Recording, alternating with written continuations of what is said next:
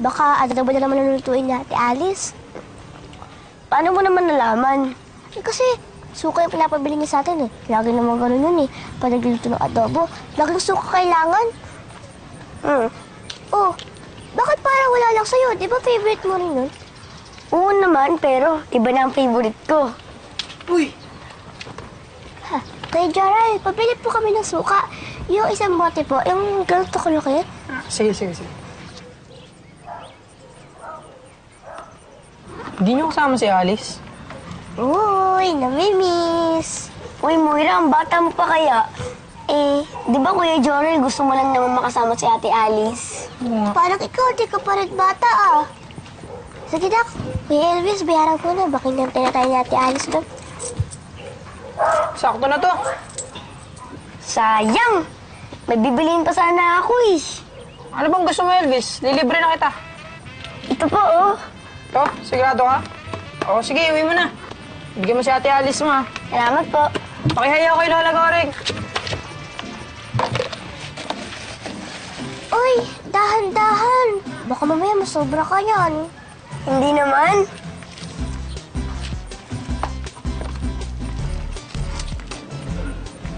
Grabe ka, Kuya Elvis. Baka mamaya, lumawa yung tiyan mo, sumakit. Daig kayo ng lola ko, hindi siya... Excuse me po, Lola. Apo, bakit hindi ka kumakain? Dati-dati kapag adobo ang ulam natin, naku, kahit maraming-marami yan sa plato mo, nauubos mo. Busog po kasi ako, Lola. Ano bang kinain mo? Nagkikiriya po siya. Chichirya? Hindi ba kabilin-bilinan ko sa mga apo? Huwag kayong kakain ng mga chichirya bago mananghalian sa kahapunan kasi tingnan mo nangyayari, nawawalan kayo ng ganang kumain. O sige, itago ko yan. Mamaya mo na kainin kapag gutom ka. Pwede? Apa. Good. Nadi-dessert na ako. Mm.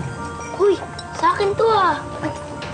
Elvis, ano ba nangyayari sa'yo? Bakit ka ganyan? Kasi Lola, binigay sa akin to ni Kuya Jorel.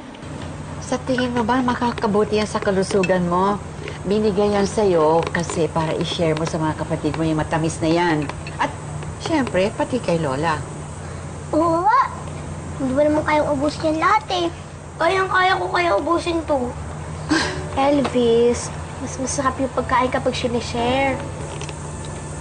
Oo nga, tingi. Bigyan mo. How did...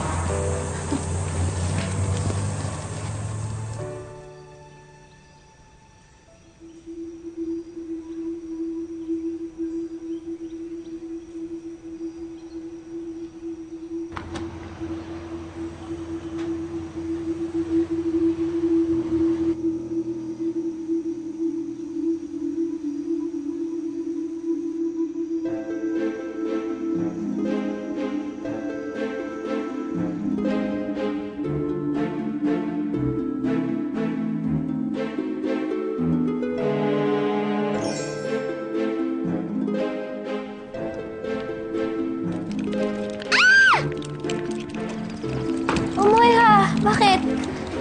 Ate Alice, pangalagyan mo tsaka ipis. Ha? Sino kumain dyan? Si Kuya Elvis.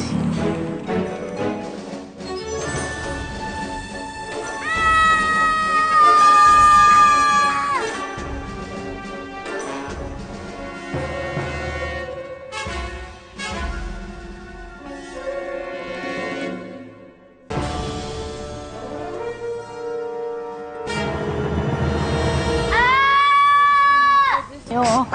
Sandali na. Sandali. Sakit, Lola! Oo. Ay, asan na yung pinakulo? Ito, sandali. Pakulo. Pinakulo ang luya. Ito, ha. Mabuti ito para sa'yo nang maginawa niyang tiyan mo. Para hindi na sumakit. Sige, inom pa, inom pa. Oh. Kaya naman pala nilanggam tsaka inipis ng kwarto natin eh. Kasi nung kumakain ng mga chichirya mo tsaka pastillas. Tapos hindi mo pa tinatapon yung mga plastic. Kasi takawan yan eh. Ay, Yung mga bata talaga. Sandali, sandali. Masakit na masakit. Ha? Po, Lola. Sandali. Oo. Sandali.